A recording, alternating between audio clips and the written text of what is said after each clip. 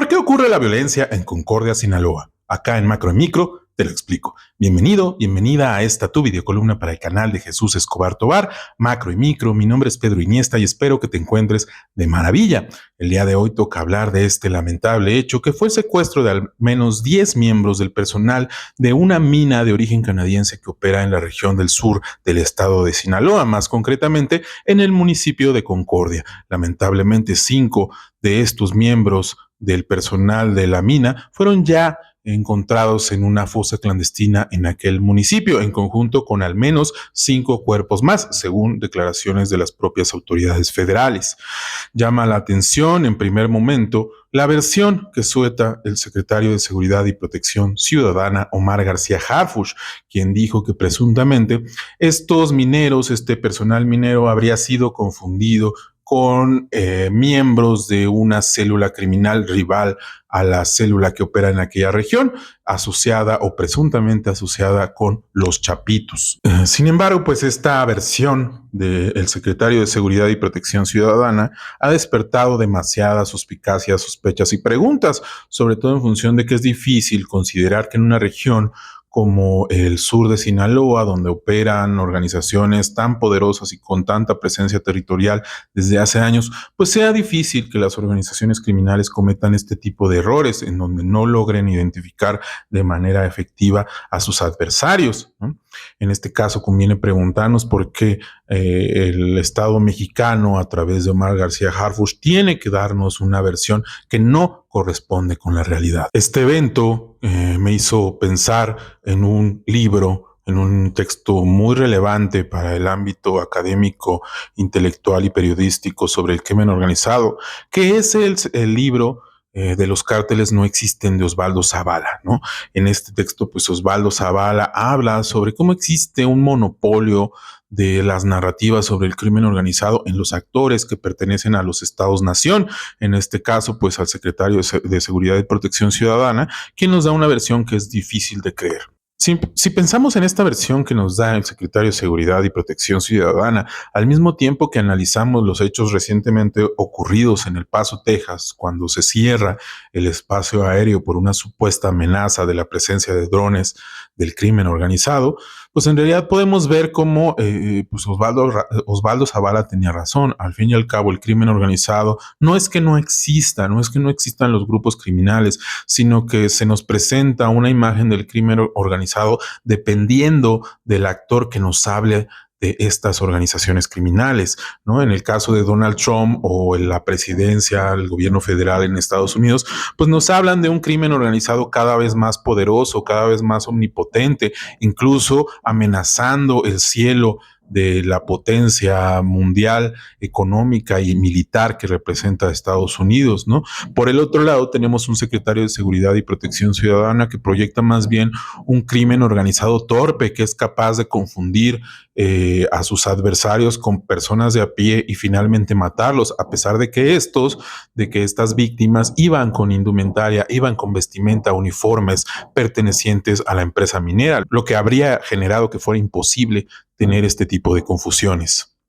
En este caso, pues tenemos a 2 autoridades, una estadounidense y una mexicana, que nos hablan de un crimen organizado, por un lado, omnipotente, omnipresente, y por el otro lado, suficientemente torpe para confundir a sus adversarios. Por supuesto, más allá de criticar al secretario de Seguridad y Protección Ciudadana, lo cual no es objetivo de esta columna, habría que reflexionar más bien cuál es el fenómeno detrás de la violencia asociada a los espacios donde existen proyectos mineros, como es el caso de Concordia, al sur del estado de Sinaloa. Y es que la violencia armada no es nueva en lugares donde existe la explotación de carácter minero. De hecho, podemos pensar en que uno de los antecedentes de violencia armada asociados a las minas son las guardias blancas durante el Porfiriato. Como sabemos, estas guardias blancas pues fueron grupos armados de carácter irregular que se conformaban en torno a las grandes haciendas y a las grandes empresas extractivistas, también incluyendo, por supuesto, al extractivismo de carácter mineral.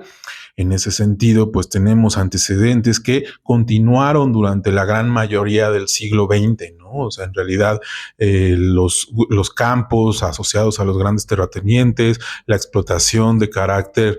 agrícola de monocultivo para exportación, la minería siempre ha estado acompañado de la presencia de pistoleros, organizaciones criminales, bandoleros, etcétera, etcétera. Las organizaciones de carácter criminal, como las conocemos hoy en día, solo serían una configuración de estos distintos grupos armados que se asocian a la explotación de carácter extractivista en nuestro país.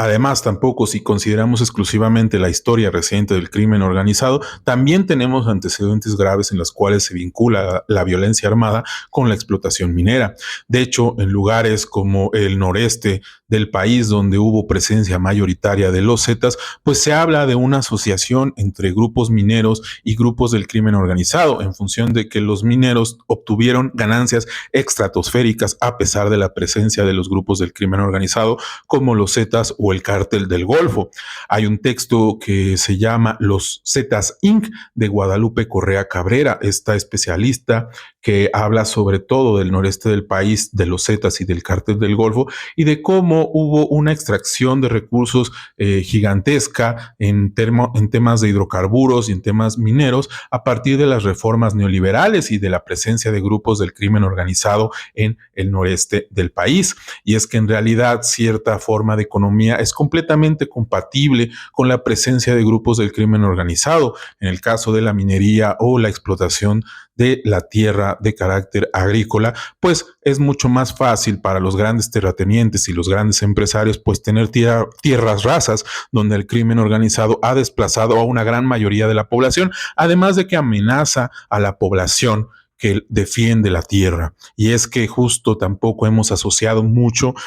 cómo es que en nuestro país fallecen, mueren a manos de organizaciones criminales los líderes comunitarios y aquellos líderes sociales que luchan en contra de los grandes proyectos extractivistas, tanto de carácter energético como minero o agrícola. En ese sentido, se tiene que tirar a un imaginario que se encuentra muy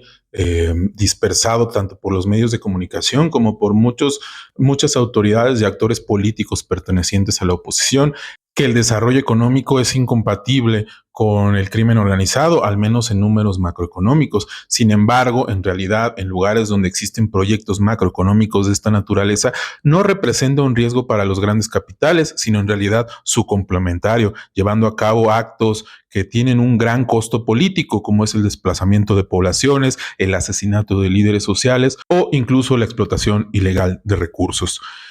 Más allá de hacer una crítica a este gobierno, me parece que es necesario entender el verdadero fenómeno detrás de la economía criminal, que además de estar asociado a la explotación de carácter extractivista, también ha estado presente permanentemente en espacios donde existe el conflicto entre organizaciones criminales. Y es que cuando se incrementa la tensión entre estas o la persecución de las autoridades, las organizaciones criminales en México han tendido a extraer más recursos a través de esquemas extorsivos y de otras formas en función de que requieren recursos para obtener armas y personal para sostener sus conflictos a nivel territorial, tanto en contra de sus adversarios como de las autoridades que las presionan. Por eso es que el presidente Andrés Manuel López Obrador en algún momento dijo que la guerra contra las drogas lo único que hizo fue golpear el avispero a lo tonto, pues en función de que entre más se presionen a las organizaciones criminales sin una función preventiva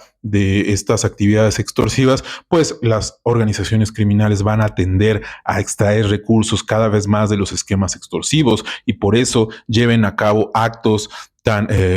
que los hacen ver tan fuera de control como lo que ocurre en Sinaloa, donde finalmente secuestran a 10 miembros del personal de una minera canadiense,